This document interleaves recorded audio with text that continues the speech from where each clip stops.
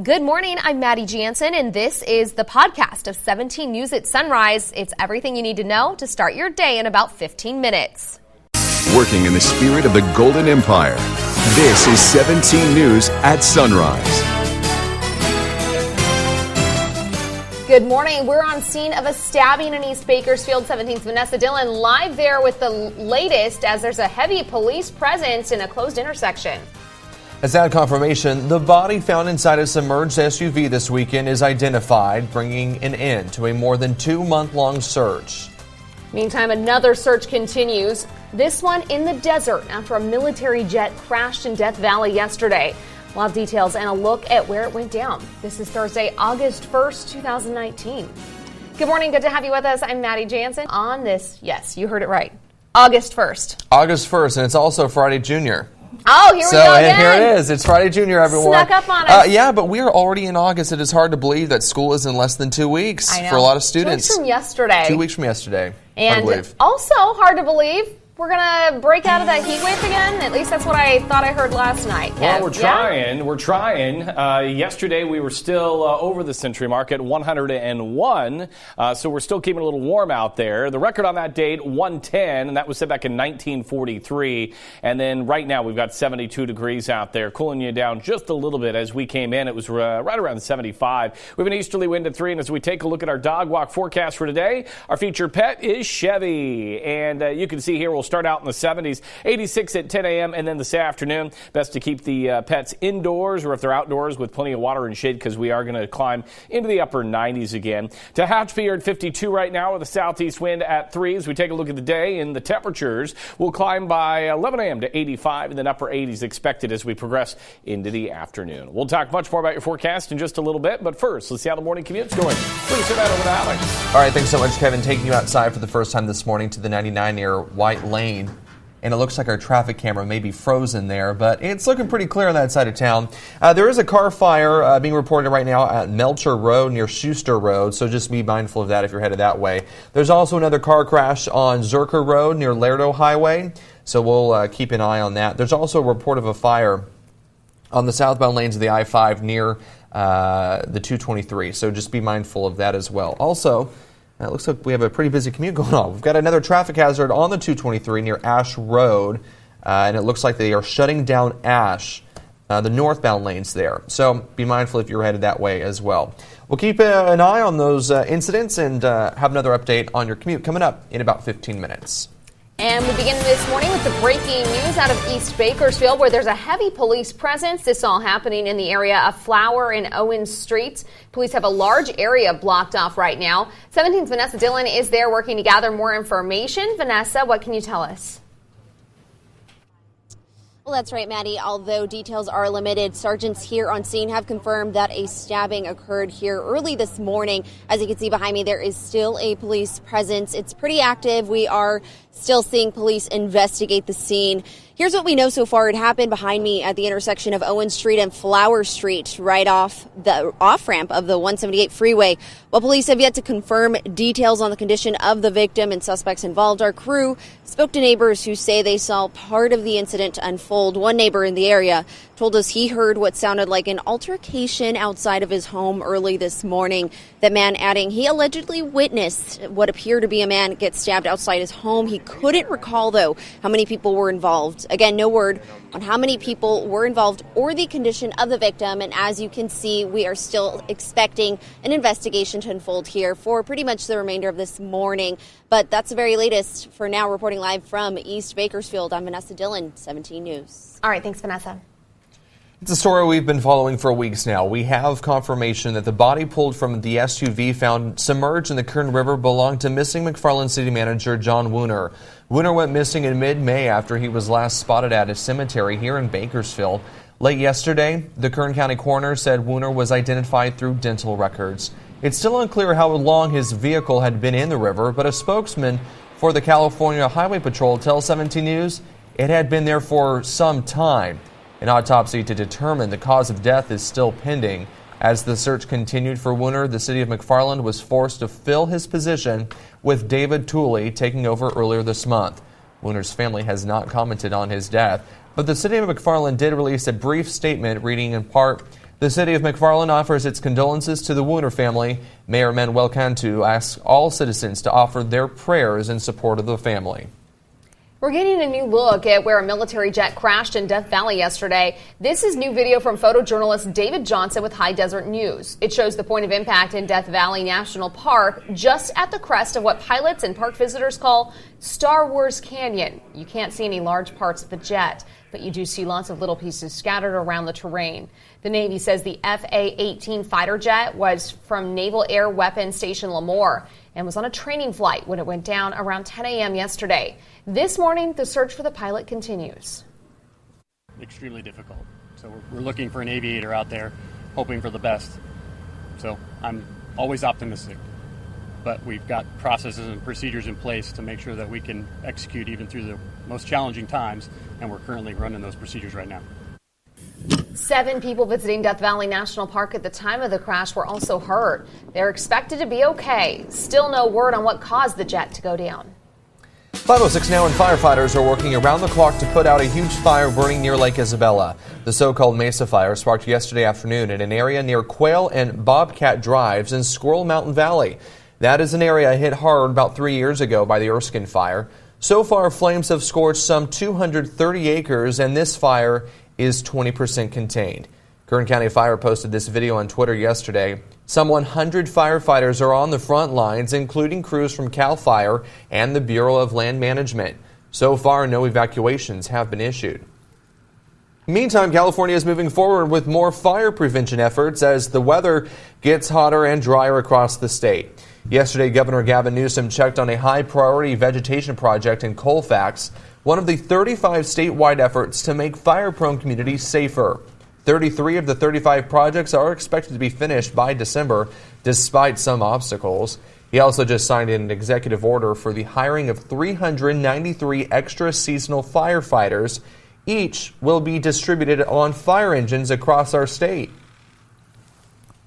One additional body gives you an additional body to carry hose, swing a tool, reduce the workload stress on all of the other 3 that are typically on that engine.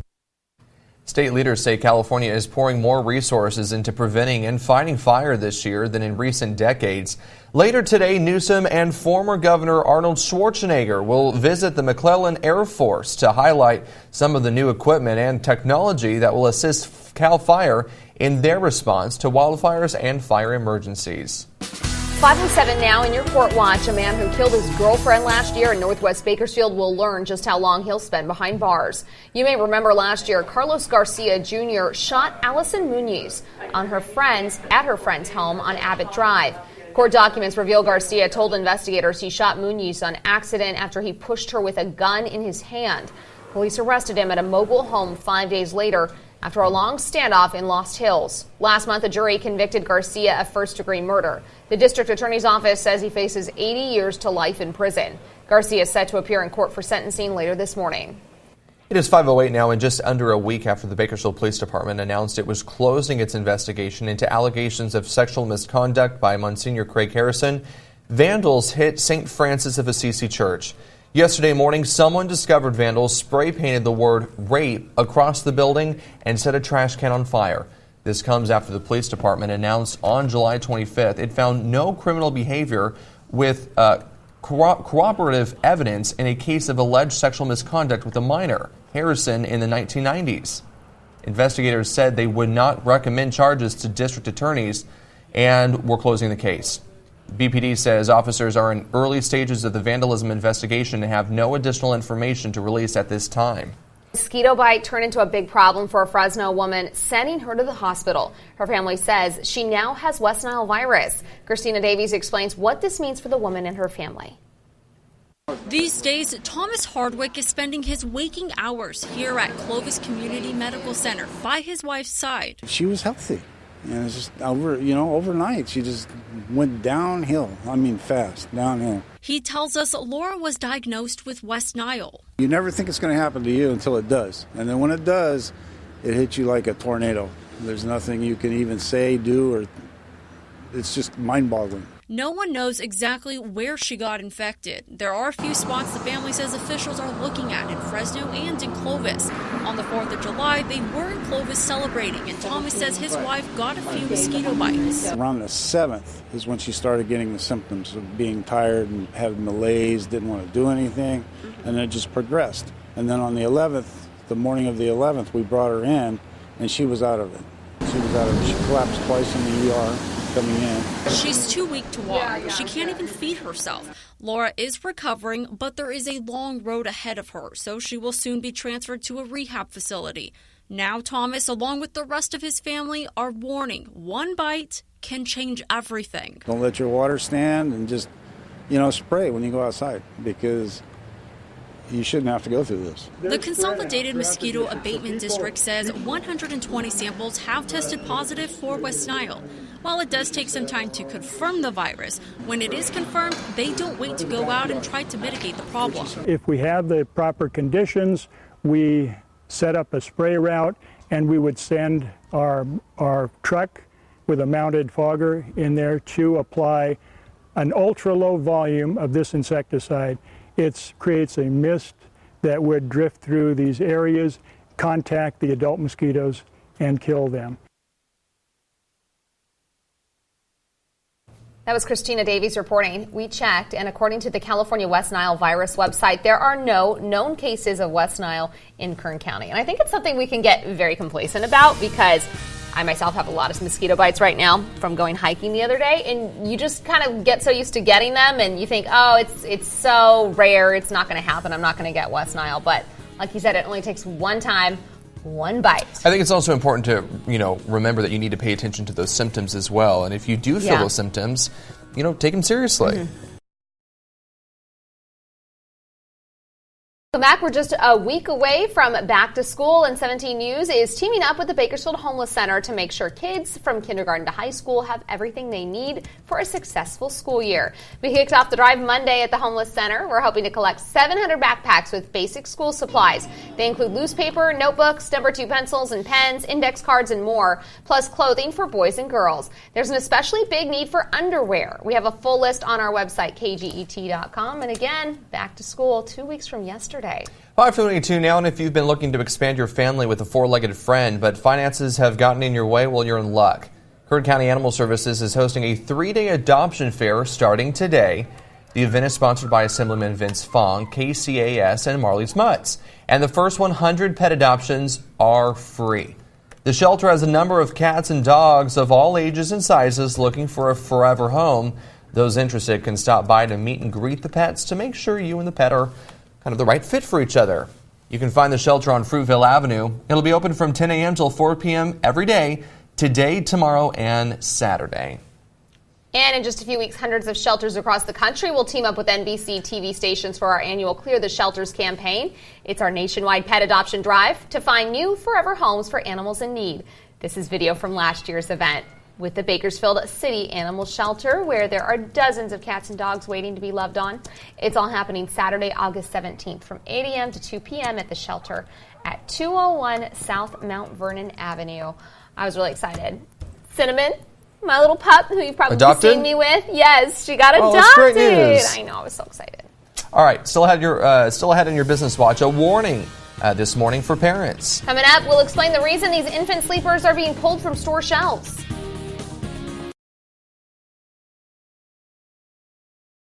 KGET Business Watch is brought to you by Grapevine MSP Technology Services, the Valley's leading IT service provider. Heads up for parents of young babies. Not 1, but 2 infant sleepers are being pulled from store shelves. Durrell Juvenile Group USA is recalling 24,000 infant sleepers due to safety concerns associated with inclined sleep products. The recall involves the Eddie Bauer Slumber and Soothe Bassinet and the Disney Baby Doze and Dream Bassinet. The sleepers were sold nationwide at Target, Kmart, Ross, Marshalls, TJ Maxx, and other stores between November 2014 and February 2017. Parents are urged to stop using these products immediately and contact the manufacturer for a refund. So far, no incidents or injuries have been reported due to this recall. Credit card giant Capital One now has a new problem on its hands in the wake of a massive data breach. A class action lawsuit has been filed against the company. Capital One says the breach affects more than 100 million consumers and small businesses who applied for a Capital One credit card from 2005 to 2019. A hacker exposed customer information and credit card application data, including social security and bank account numbers. An external security researcher discovered the breach earlier this month. An attorney with law firm Morgan & Morgan says Capital One failed to take reasonable care to protect customers' data. We filed the first class action following the announcement of a significant data breach affecting one of the largest credit banks in the country, Capital One, that affected 100 million United States citizens and 6 million Canadians. We filed that lawsuit to hold Capital One accountable. Capital One says it will provide free credit monitoring and identity protection to those affected.